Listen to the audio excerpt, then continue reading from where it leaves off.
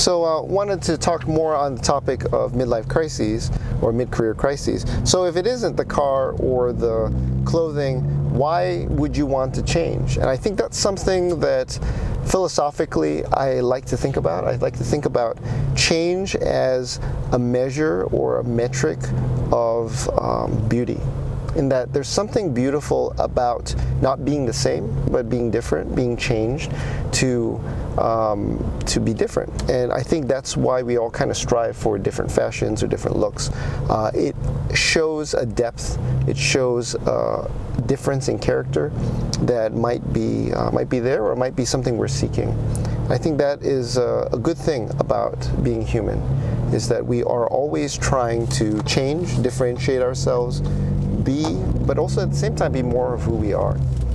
And so it's very important to know that we are trying to be more of who we are, and we're exploring.